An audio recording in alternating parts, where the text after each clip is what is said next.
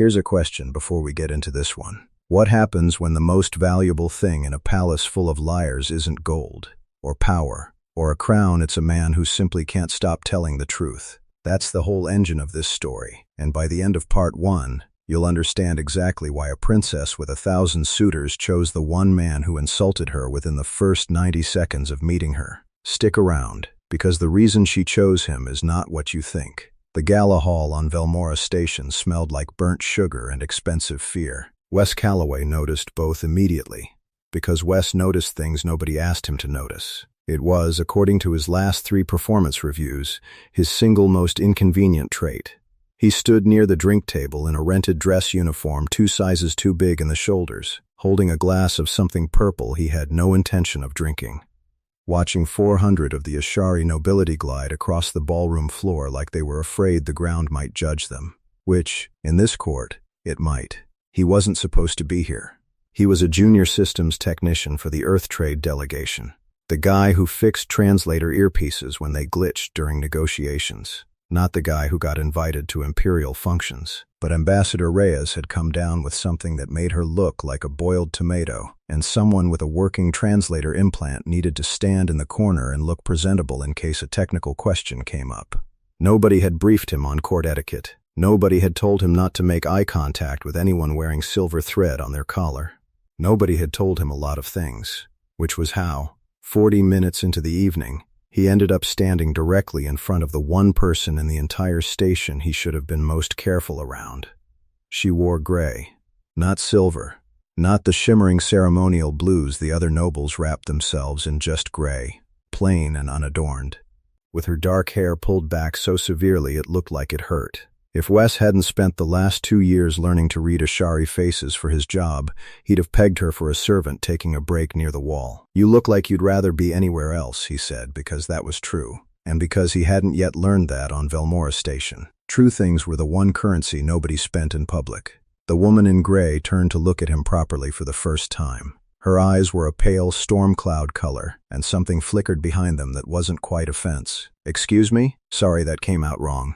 I mean, you keep checking the exits twice in the last minute, and your shoulders are up around your ears, which either means you're cold or you're bored out of your mind, and it's not cold in here."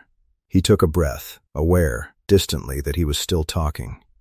"I'm guessing bored." For a long second nothing happened. A server drifted past with a tray of something smoking gently, somewhere across the hall. A string quartet made of instruments Wes didn't have names for hit a note that sounded like grief pretending to be joy. Then the woman in gray laughed.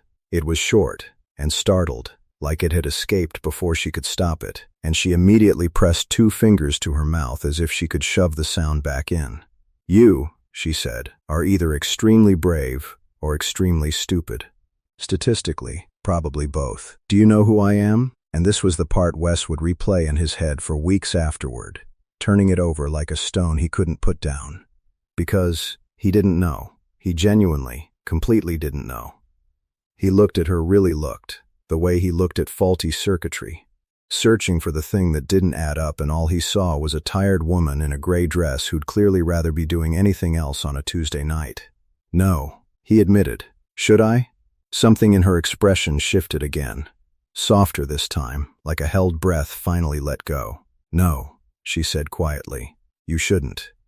That's rather the point. Before Wes could ask what that meant, a chime rang through the hall, deep, resonant, the kind of sound designed to make 400 people stop talking at once. The crowd parted with the practiced efficiency of people who'd done this exact motion 100 times before, forming a corridor toward the raised dais at the far end of the room. "That's my cue," the woman in gray murmured, more to herself than to him. "Your cue for what?"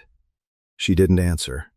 Instead, she reached up and pulled the pin from her hair, letting it fall loose around her shoulders in one motion, and stepped out of the shadow of the pillar she'd been standing beside. The gray dress caught the light differently once she moved into it, Wes realized, with the slow horror of a man watching a bridge collapse in real time, that it wasn't plain at all. It was woven through with threads so fine they'd been invisible in shadow. Threads that flared to a deep, unmistakable violet the moment they caught the chandelier light.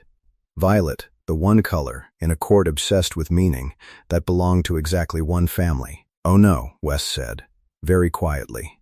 The crowd bowed as she passed. Every single person in that ballroom folded at the waist like wheat in wind, and she walked through the middle of it toward the dais with her chin level and her spine straight, not once looking back at the man she'd left standing by the drink table with his mouth slightly open and his glass of purple liquid forgotten in his hand.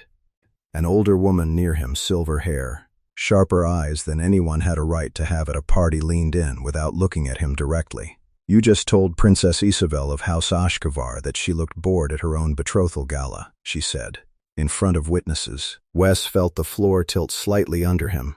Her what gala?" "Betrothal," the woman repeated, watching his face with something close to amusement. "To Lord Thren Vashari, third son of the Vashari line, the man standing on that dais right now, looking like he'd very much like to know who you are." Wes followed her gaze to the dais, where a tall man in deep crimson stood beside an empty throne, his expression pleasant in the specific, careful way of a man who had trained his face for public consumption. He was looking directly at Wes, and he was smiling in a way that didn't reach anywhere near his eyes. "I need to leave," Wes said. "You need to stay very still," the older woman corrected, "and hope she doesn't mention you again. Because if she does, Lord Vashari is not a man known for his patience with things he doesn't understand." Princess Isavel reached the dais.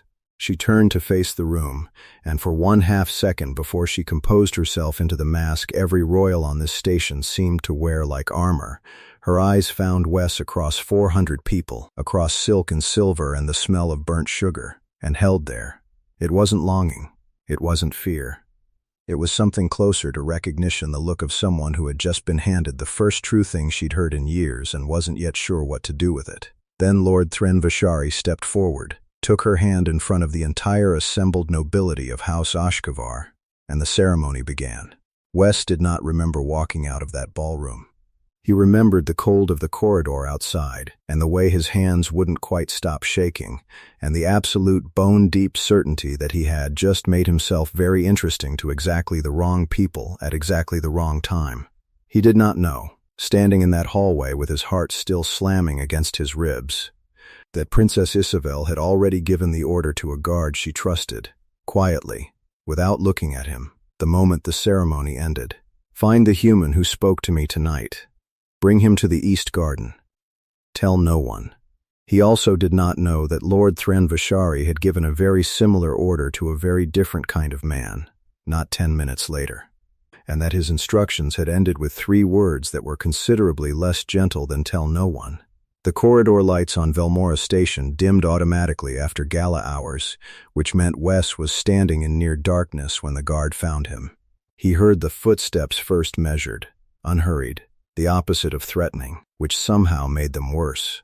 He turned, half expecting Lord Vashari's smiling face and the 3 words he hadn't heard but could already feel coming. Instead, it was a woman in plain palace uniform. No house colors, no rank markings. A Shari, dark-eyed, maybe 50 years old, with the kind of face that had clearly spent decades learning to give away nothing. "You're the technician," she said. Not a question. "Depends who's asking." Smart answer. Wrong moment for it. She glanced once down the corridor behind her, then back at him. "The princess wants to see you. East Garden. Now, before anyone thinks to look for you there." Wes's stomach did something complicated. "I think I've caused enough of a problem for one night." "You have," the guard agreed. "This won't fix that. It might make it worse, honestly, but she asked. And I've served her mother and now her for 11 years, and in that time she has asked me for exactly 4 things that weren't about someone else's comfort." She held his gaze. "This is the 5th. That landed somewhere Wes wasn't prepared for. He thought about the tired woman by the pillar. The 2 fingers pressed to her mouth like she was catching a laugh that had gotten loose without permission. He thought about the way her eyes had found him across the ballroom right before she put her hand in Lord Vashari's. "Okay," he said. "Lead the way." The East Garden wasn't really a garden. It was a recycled atmosphere bay retrofitted with real Ashari flora, deep blue stalks that glowed faintly from some bioluminescent trick in their cell structure. arranged around a black stone pool that didn't ripple no matter how close you stood to it. Wes had fixed a lighting sensor out here once, months ago, and remembered thinking it was the quietest place on the whole station. Princess Isavel was already waiting when he arrived, her hair still down, the violet threads in her dress dark now in the low light. She'd changed out of the formal shoes. She stood barefoot on the cold stone floor like a woman who'd waited her whole life for one moment nobody was watching her. "You came," she said. "Your guard has a very convincing way of asking." "Mira doesn't ask. She informs." The corner of Isavel's mouth moved, almost a smile. "It's one of the reasons I keep her close." Wes stayed near the entrance, hands in his pockets, doing the math on how badly this could go. "I want to apologize for earlier. I didn't know who you were, and even if I had, I probably would have said something equally don't," she said, cutting him off, not unkindly. "Please, don't apologize for the one true thing I've heard in 3 years. That stopped him cold. 3 years? Isavel walked to the edge of the black pool and looked down into it, though there was nothing to see, just still dark water reflecting the glow of the stalks around them.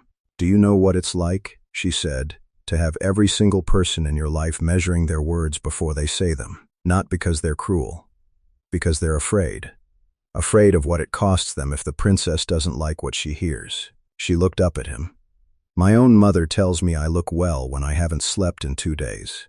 My ladies tell me my marriage is a great honor when they know, because I know they know, that Thren Vashari's last 2 intendeds both left the station within a year of their weddings and neither one has been heard from since." Wes felt something cold settle under his ribs. "That's not exactly reassuring information to lead with. I'm not trying to reassure you.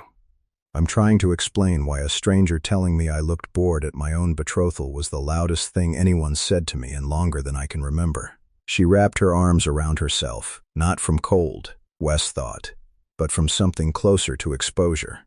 "You didn't know who I was. You didn't need anything from me. You just said what you saw." A pause. "I don't think anyone's done that since my father died." Wes didn't have a smart answer for that. For once in his life, the honest thing and the careful thing were the same thing, and it was just nothing. He let the silence sit there instead of filling it, which he was beginning to suspect was its own kind of rare gift in this place. "I should probably tell you," he said eventually, "that I'm not actually supposed to be here. At the gala, I mean. I'm a systems tech. I fix earpieces. Ambassador Reyes got sick, and I was the only warm body with a working translator implant." "I know," Isavel said. "Mira told me on the way out." Wes Calloway, 29 years old, 2 years on Velmora Station. No family connections, no political standing, no reason whatsoever to be in that ballroom. She tilted her head slightly. "Which is precisely why I want to know more about you. Everyone else in that room had a reason to be near me. You didn't. Whatever you said, it was because it was true, not because it was useful. If you're wondering whether this is the part where the story slows down and gets soft, it isn't, not for long. Because 2 decks above the East Garden, someone else had just gotten a very different report about the same conversation, and he wasn't nearly as charmed by it." Lord Thren Vashari stood in his private office, arms folded, listening to a man in dark, unmarked clothing describe exactly what he'd overheard through a service vent above the garden bay. Vashari's face didn't move much as he listened. It rarely did. That was, according to everyone who'd ever worked for him, the most dangerous thing about him, not his temper, which he almost never showed, but the perfect stillness he maintained while deciding what to do about something that displeased him. "A technician," Vashari said finally, when the man finished. "A nobody, wandering into my betrothal gala, and somehow within one evening he's alone with her in the East Garden." "Yes, my lord." And she went to him. "Not the other way around." "It appears so, my lord." Vashari walked to the window, looking out at the slow turn of the station's outer ring against the black of space. "Isavel has been very obedient, very quiet, for 3 years," he said, mostly to himself. "I assumed that meant she'd accepted her position." He was quiet a moment. "It seems instead she was simply waiting for something worth being disobedient about." "Shall I have him removed from the station, my lord?" "A transfer request would be simple enough to arrange. Technicians get reassigned constantly." "No." Vashari's voice was calm, almost gentle, which was somehow worse than if he'd shouted. "Not yet. If I remove him quietly, she'll only wonder about him more. Absence makes fools sentimental. He turned from the window. Watch him instead. Everything. Who he speaks to, what he does, where he goes when his shift ends. I want to know this man better than he knows himself before I decide what to do with him. And if the princess continues to seek him out? Something shifted, finally, behind Vasheri's eyes, not anger exactly, but a kind of cold, patient calculation that was in some ways far more unsettling. Then we'll simply have to remind her, he said quietly, what happens to things that don't know their place in this house. I'd rather not repeat certain unpleasant history, but I will, if she makes me. Back in the East Garden, Isavel and Wes had drifted to sit at the edge of the black pool, close enough that their shoulders nearly touched, careful enough that they didn't. She'd asked him about Earth real questions, not the polite diplomatic ones she'd clearly been trained to ask, but things like, do you miss the sky there, and is it true your people cry when they're happy? Not just when they're sad, and Wes found himself answering honestly, the way he answered everything, without the filter he probably should have had given who he was talking to. Can I ask you something? He said eventually. Why marry him, if you know what happened to the others? Isavel's expression didn't change, but something behind it went very still. Because House Ashkevar owes House Vashari a debt from my father's reign, and my mother believes this marriage settles it before it becomes a war instead. Because I am, whatever else I am, still the crown's daughter. And my choices were never entirely mine to make. She looked at him then, steady, unflinching. I'm not looking for you to save me from that. Wes Calloway.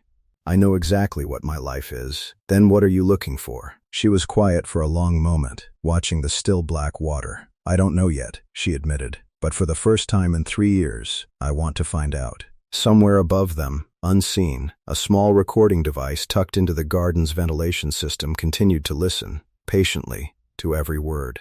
3 weeks passed, and Wes Calloway learned 2 things about power on Velmora Station. The first was that it moved slowly, patiently, like water finding cracks in stone. The second was that when it finally moved fast, you didn't get a warning. He'd seen Isavel 4 more times since the garden never planned, always through Mira, always brief. A shared meal in a service corridor nobody used. 15 minutes on a maintenance platform overlooking the station's lower ring, where she asked him to explain how artificial gravity worked and actually listened to the answer instead of pretending to. Each time, the same pattern, she asked. He answered honestly, and something in her seemed to unclench just slightly more. He told himself it was harmless. He told himself a princess and a technician talking in service corridors wasn't the same as anything that could get either of them hurt. He was wrong, and the morning he found out just how wrong, it came without any warning at all. 2 security officers were waiting outside his quarters when his shift ended, not a Shari Palace guard, but station enforcement. The kind that answered to trade council contracts rather than royal houses. That detail mattered, and Wes clocked it immediately, the way he clocked every small inconsistency that everyone else walked past. Wes Calloway? The taller one asked, though they clearly already knew. That's me. There's been a formal complaint filed against you. Unauthorized contact with a member of House Ashkevar. Possible security breach involving royal correspondence. Wes's mouth went dry. That's not, I haven't done anything like that. That's for review to determine, the second officer said, not unkindly, but not warmly either. You're not being detained. Yet, but your delegation credentials are suspended pending investigation, and you're confined to the technician's wing until further notice. They didn't say Vashari's name. They didn't have to. Here's the thing about court intrigue that most stories skip past. It's rarely one big dramatic move. It's this. A quiet, procedural, entirely deniable complaint, filed through channels nobody royal has to touch personally, that ends a person's freedom just as effectively as a blade would, and leaves no fingerprints on anyone important. That's the danger Wes actually walked into, not a duel. Paperwork with teeth. He spent that night in the technician's wing running the same loop through his head. How had anyone even known about the maintenance platform? A place he was fairly sure only 3 people on the station even had access codes for, which meant either Mira had talked, which he didn't believe for a second, or someone had been watching them the entire time without either of them noticing. The knock came just past midnight. Not Mira this time, a younger guard he didn't recognize.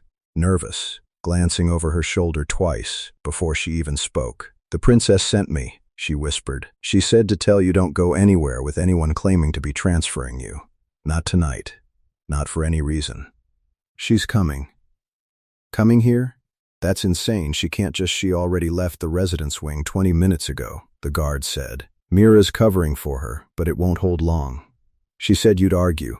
She said to tell you to stop arguing and wait." Wes stopped arguing. Isavel arrived alone, in a plain traveling cloak with the hood down around her shoulders. And the moment she stepped into his quarters, he understood, from the look on her face, that whatever calm patience she'd maintained for 3 years had finally run out. "I'm sorry," she said immediately. "This is my fault. I was careless, and Thren has people everywhere, and I should have known that. You didn't do this. He did. It doesn't matter who did it if you're the one who pays for it." She crossed the small room, closer than she'd ever stood to him before. "He filed that complaint to control you without touching you directly, which means he's not ready to move against me openly yet. That's the only reason you're not already off this station in a cargo transport with a very convenient accident on your file." Wes felt his stomach drop. "That's a real thing that happens?" "It's happened before," Isavel said quietly, and didn't elaborate, and Wes remembered, with a chill, what Mira had said weeks ago about Vishari's 2 previous intendeds, and how neither had been heard from since. "I won't let it happen to you. Isavel, I mean it." Her voice cracked slightly, the first genuine crack he'd heard in it since the ballroom. 3 years I have done everything asked of me. Every word measured, every smile arranged, every single piece of myself handed over piece by piece, because it kept the peace, kept my mother's crown steady, kept a war from starting over a debt I never chose. And in 3 weeks, you have given me more honesty than anyone in this palace has managed in 3 years, and I will not stand here and let him take that from me too, because it's inconvenient for his pride. The room went very quiet. "What are you saying?" Wes asked, though some part of him already knew. "I'm saying I'm done measuring my words for people who never once measured theirs for me." She reached up, and for the first time, touched his face, steady despite everything shaking underneath her composure. "I'm saying that whatever this costs me, I would rather pay it than spend the rest of my life married to a man who has never once told me the truth, while the one person who stands accused of a crime for the simple act of speaking to me. If you do this," Wes said carefully, "if you go against him publicly, what happens to you?" "I don't know," Isavel admitted. "But I know what happens if I don't. I become exactly what my mother became. Quiet, careful alone in a room full of people who all agree with me." She held his gaze. "I would rather risk everything on something true than spend a lifetime safe inside something false." Neither of them moved for a long moment. Outside, somewhere down the corridor, footsteps echoed Mira, likely running interference, buying time that was rapidly running out.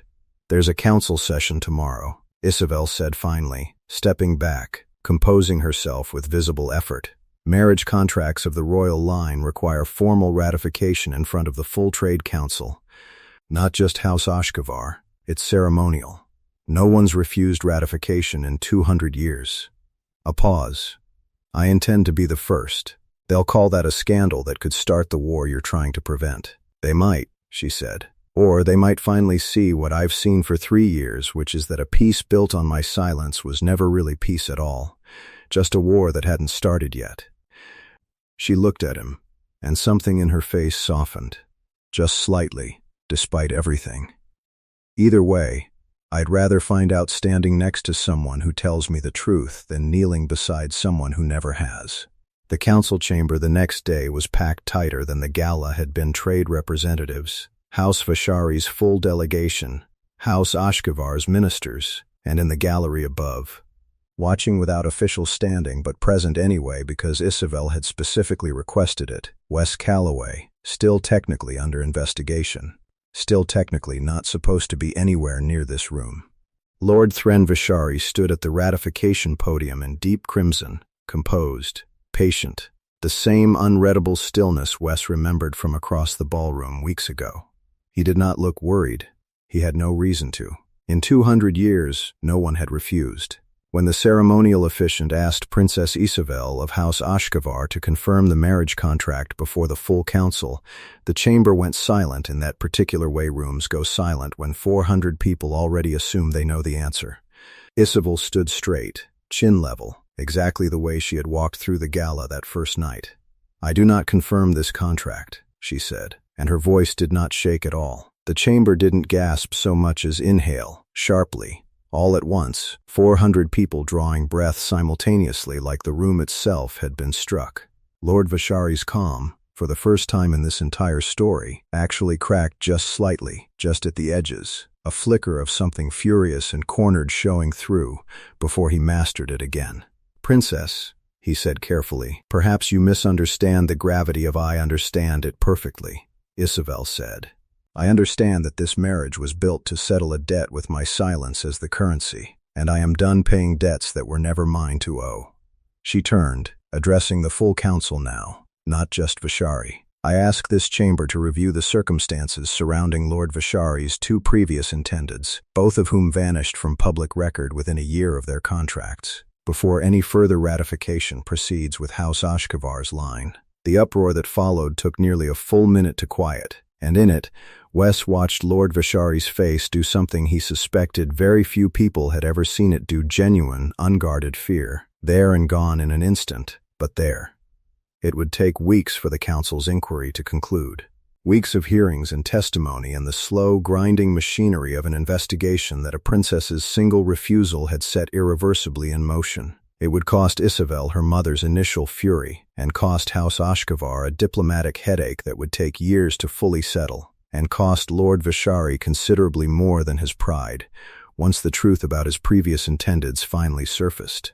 But it would also mean that 3 months later, in a much smaller, much quieter room, Isavel would stand across from Wes Calloway, no crowd, no ceremony, no council watching, and tell him, simply and without measuring a single word, that she had never once regretted the night a stranger told her she looked bored at her own gala. "You could have said anything else that night," she told him. "Something safe, something forgettable." "I've never really been good at safe," Wes admitted. "No," Isavel said, and for the first time since the ballroom, she let herself smile without composing it first. "You haven't. I think that's exactly why I trust you. And that's the story. Not a princess who fell for a hero who saved her, a princess who fell for the one person who simply refused to lie to her. In a world where everyone else had made lying an art form, sometimes the rarest thing you can offer someone isn't grand gestures or perfect words. It's just the truth, plainly spoken, when everyone around them has forgotten what that even sounds like. If this one stuck with you, that's the whole point of it. If you enjoyed this story, take a second to like the video. Share it with someone who'd get pulled in the same way you just were, and subscribe to HFY Soundscape so you don't miss the next one.